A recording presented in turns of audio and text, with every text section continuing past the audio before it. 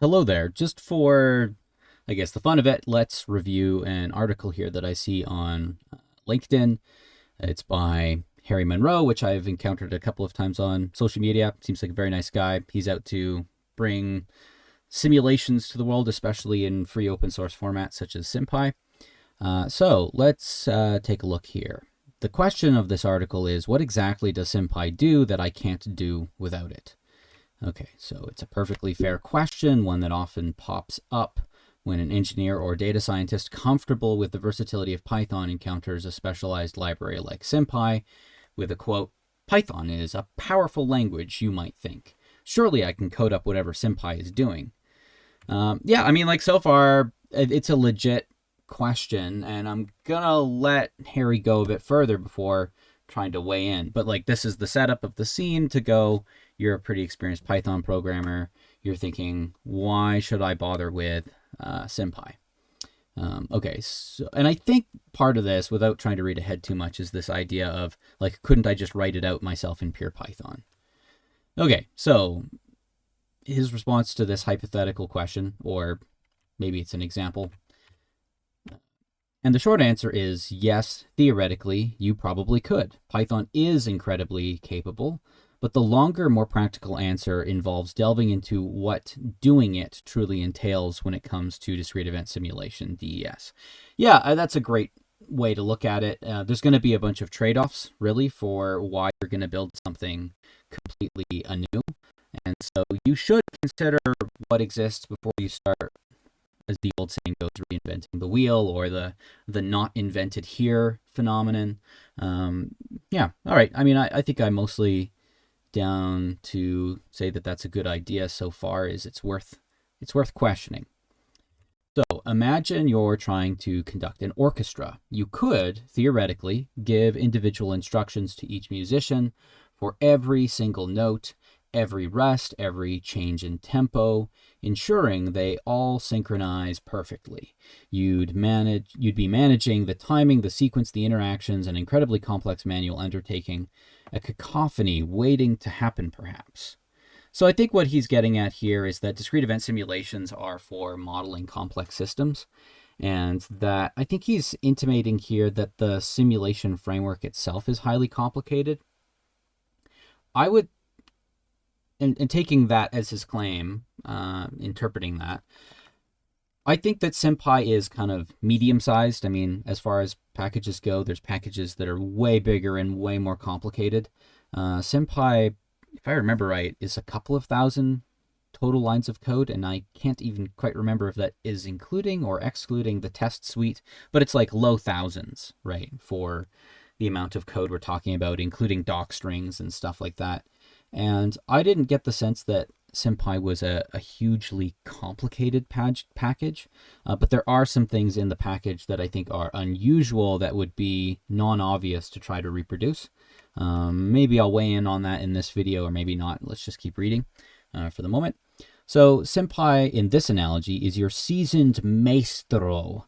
The meticulously written sheet music and the synchronized metronome all rolled into one. It provides the framework and the essential mechanisms to manage the complexity of discrete event simulation gracefully. Okay, so maybe he's kind of saying, like, I think the part there that's the synchronized metronome would be the event scheduler, which there are different ways to think about how to implement that. So what are these core mechanisms? Okay, so he's going to kind of get into the nuts and bolts of SymPy, it looks like. So number one, the master clock and event queue, the timekeeper. Is that like a TARDIS? So the master clock, I don't know. I've never heard somebody call it that, but yeah, like you basically have to keep some kind of clock of time to step the clock forward to say that some amount of time has elapsed. And often for discrete event simulations, we use time to event instead of sweeping, like a sweeping of saying if some often fixed interval size and you just step. This has a time to event has a variable step size where you're stepping to whenever the next event has occurred. An event queue, so you have some concept of an event, and basically events in discrete event simulation are moments in time in which there's a state transition. That's not always exactly how things are implemented. Like there's a data structure for events in SymPy that, is not synonymous with the core mathematical definition, but it gets the same job done. And the queue part of saying I have an event queue is to say I have a data structure, which normally follows a queue. I like the idea of a binary heap, actually. I think it can be a bit more efficient for inserting. But, events basically get inserted into the schedule. You could call it an event queue. It may or may not be technically a queue, but you may be simulating queuing systems. Okay, so I'm kind of I'm trying to take a lot out of each sentence here because I don't think it's a very long article. Okay, at the heart of any DES is an event queue, a meticulously ordered list of what happens next and when. So technically it doesn't have to be a list from a data structure point of view, but yeah, like you could implement it with a list for sure. SymPy's environment is the unsung hero here.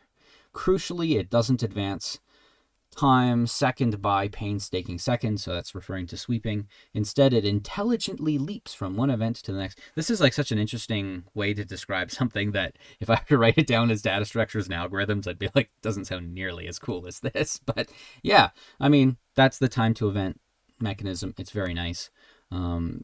Okay, so what's next? Process and concurrency, the performers.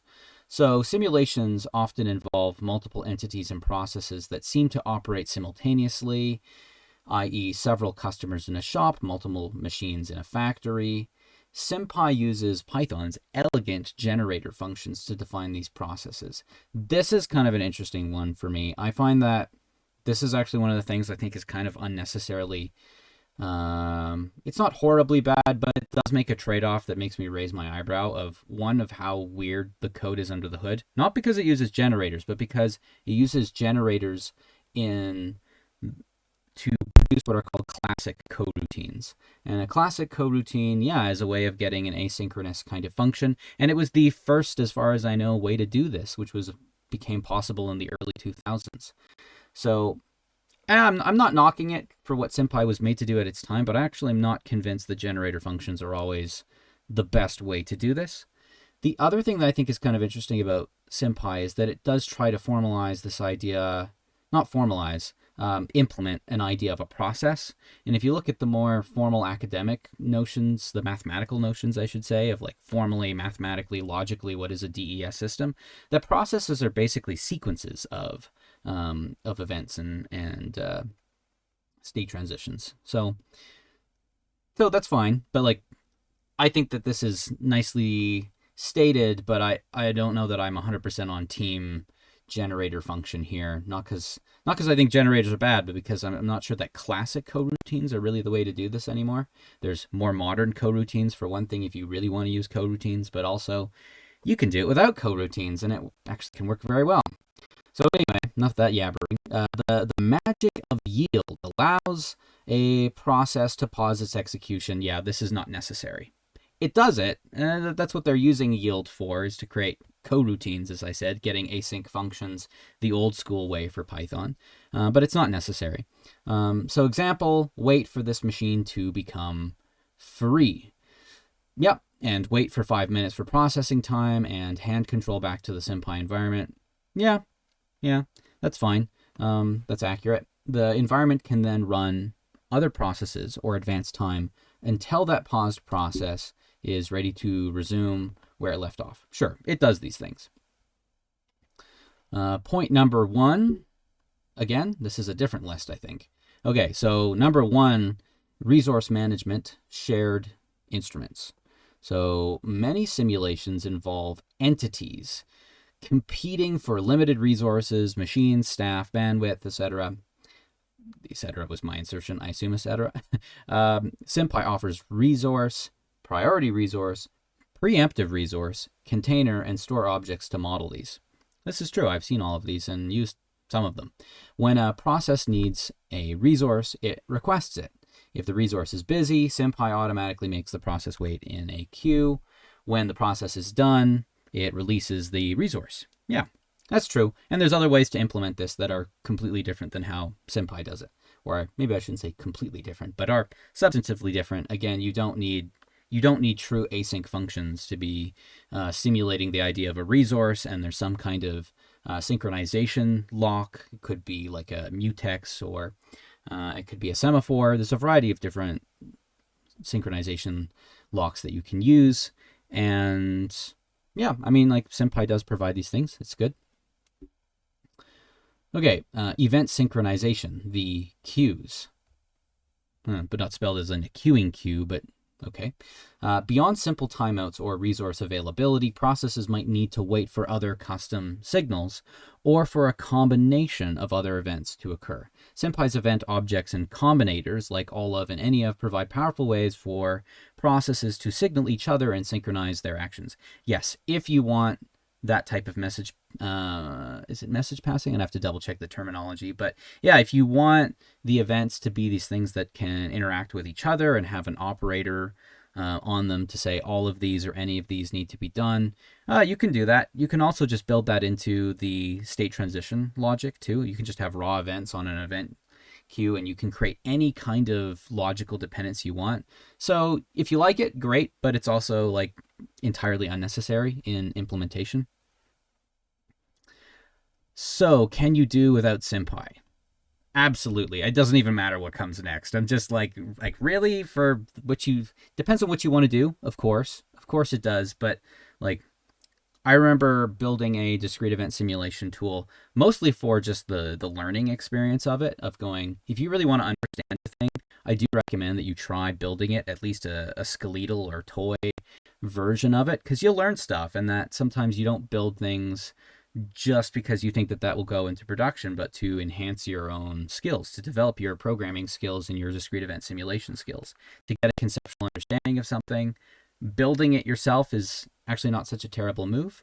There are other simulation packages out there too. I assume in this context, we're still talking about SymPy versus building it out in like the standard library of Python or something like that. But there's other discrete event simulation libraries, of course, that can do more or less of the work in different ways for you.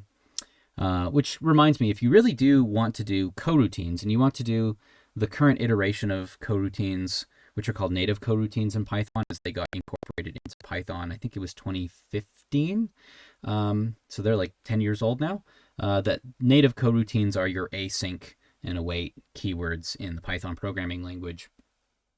That's probably the way to do it nowadays. And there is a Python package called Hades that attempts to do this message-based event system with async, if you want to check that out. Okay. Anyway, I'm yabbering on a lot about that one little question, because I kind of feel like, to kind of take a sidestep out, my motivation for this is, I guess, I feel skeptical that SymPy should be the canonical tool that we should all use, like almost no matter what, and just go, yes, it's the best thing ever. And I know that Harry loves SymPy, and I think that SymPy has so many good things going for it, but I also kind of want to see the ecosystem of tools in Python for discrete event simulation grow rather than consolidate, to diversify instead of consolidate. So we'll see how it goes. No one knows the future, but that's kind of what I want. So onto his points. Yes, you could write your own event scheduler, which, by the way, worthwhile experience, also not hard. Process manager, entirely unnecessary. It depends on how you conceive of discrete event simulation, but even in the full logical generality that no one would touch because it's like Turing tar pit territory, that you don't need a process manager. It might seem like a thing you need, but you actually don't need it. I'm also not saying that's a bad idea, though. But sure, if you want a process manager, yeah, I mean, SymPy, it comes with one basically built in, right? And resource handling logic, yeah, also gives you that. So, but the real question is, should you? All right, let's get into the nuts and bolts of why I think this is leading to you shouldn't, which I probably agree with. Let's see, reinventing the wheel. You'd be spending a vast amount of time building the fundamental infrastructure of a DES framework. Not necessarily, depends on what you're starting with, what you already know, what your experience is. To get like a core DES of some kinds of simulations up and running, I could probably do it in most programming language. Like even if I just did like an hour-long tutorial in a new programming language and went, great, now let's write a basic DES, like event scheduling to simulate simple systems, could probably do it very quickly, and that it doesn't have to involve a huge amount of time, attention, energy. On the other hand, yeah, if you're trying to build out some very vast, large thing, I mean, that's just going to be a lot of work, whatever way you slice it, and if you can save yourself a bit of work, I think that's a pretty good thing. Okay, then rather than focusing on modeling the actual system you care about. Sure. Yeah, I buy this. This is good advice. This is akin to writing your own web server framework instead of using Django or Flask or Fast API. But yeah, I mean, I tend to agree there. It's a good point of don't just make stuff, especially for production. But again, I'll reiterate. I think that sometimes writing stuff for learning is possibly one of the better ways to get your head around it.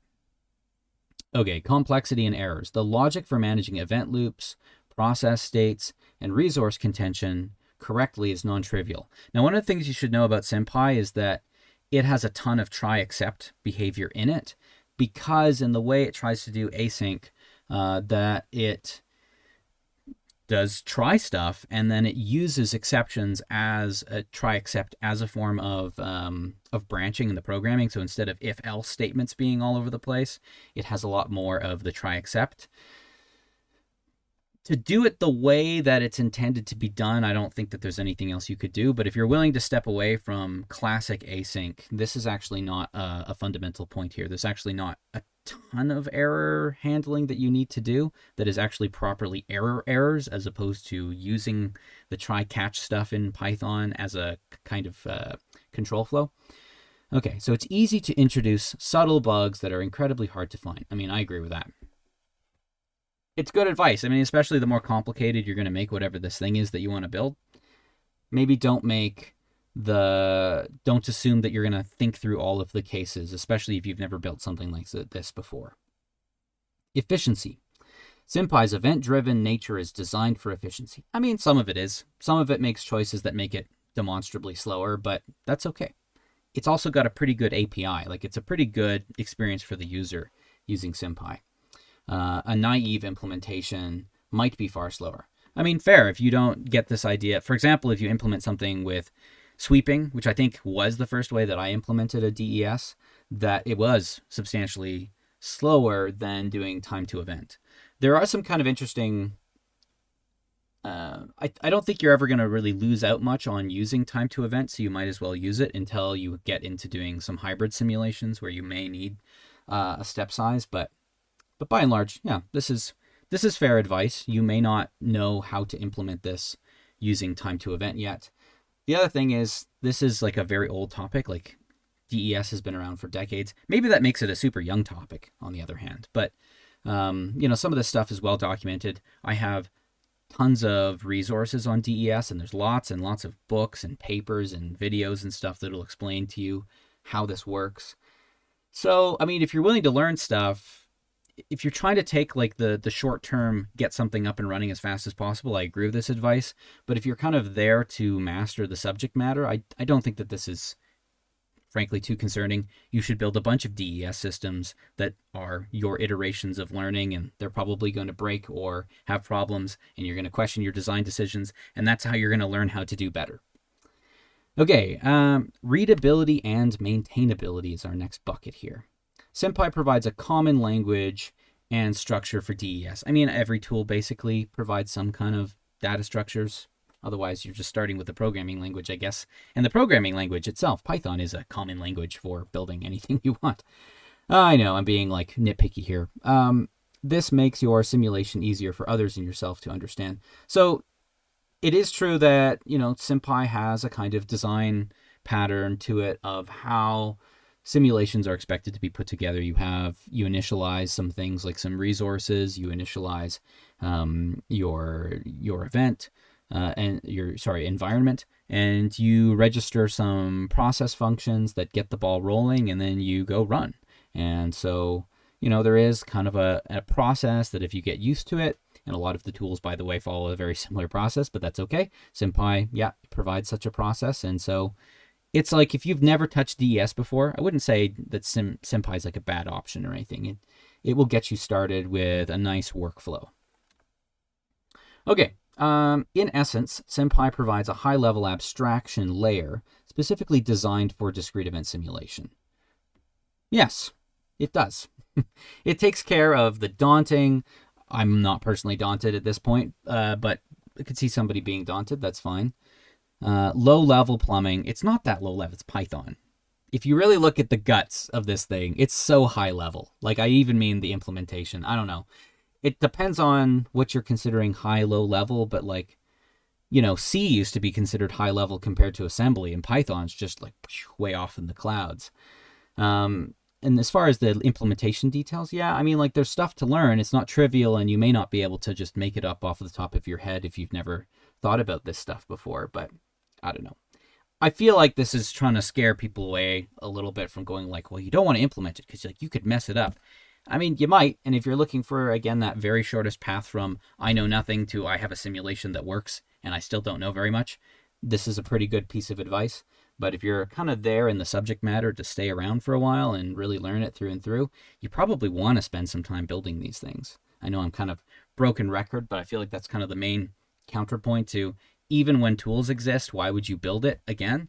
I guess there's another reason, which is you could build something with a different design philosophy. Like I mentioned, Hades, for example, is it's not like a very popular or well-maintained. I think the maintenance was good when I looked at it, but I think it's not like a package that I've seen people continuing to use much. But it's an example of where somebody did something different and said, hey, let's not use coroutines as they were possible in the early 2000s. Let's use them as they became the new de facto coroutine pattern in 2015, native coroutines, right? So I also think that there's room for people who know enough about the subject to build new tools that involve different design principles. And like I said, I want to see the space of tools actually diversify. So I don't want the message really out there to be, hey, you should only use SymPy because like that's the only way to think about DES or the world or whatever. There's more to it, I believe, and I want to see more things done. Not that I don't want SymPy to be part of the picture. SymPy's great. Okay, let me see. Yeah, okay, I think we're down to pretty much the last paragraph before the ads here. So while your Python prowess could indeed be marshaled to construct something, makes it sound like this is such a big thing, but like, I don't know. If you're at a stage where you find 2,000 lines of code or something is like a massive amount of code, it's kind of medium-sized for me. I might sit down a couple of times to write out that much code, or maybe one blasting through session to make that much, but I don't know. I don't think this is huge. This is not like reinventing Microsoft Office, okay? To construct something that mimics SymPy's capabilities, SymPy allows you to achieve your simulation goals faster, more reliably, and with code that is more focused on your actual problem domain. Look, if you want a tool to get yourself set up with some components that will work out of the box, I agree with this. This is right. I mean, it is. If you've never touched DES before and you're a Python programmer, SymPy is a pretty good choice because of its documentation, because it's been around the block and a lot of the details have been ironed out. And so, I kind of expect that most people will have a good experience with SymPy. Okay, and it lets you stand on the shoulders of giants rather than starting from the ground up. I mean, that's pretty good advice too. Yeah, sounds good. And then the rest I think is advertisements. So I think to summarize my thoughts on responding to the video, to the blog post, is that it's a good post and it has good advice, and that if you're completely fresh off the boat, as it were, or whatever metaphor is appropriate, if you're completely new to this stuff, I mean, SymPy is a good option. I think if you jump into using that, you'll probably have a better experience than starting with zero knowledge and trying to build one of these systems yourself. But I'd also reiterate that if you want to really get into the subject and understand it, you probably do want to build a DES system. You might even want to build multiple of such systems in different ways to learn how these systems tick. Maybe a little bit of pun intended about the event scheduler. So anyway, hopefully that kind of rambling response rant was of some value, just to give a different perspective. Great article. Thank you, Harry, for putting that content out there, and I'll catch you in the next video.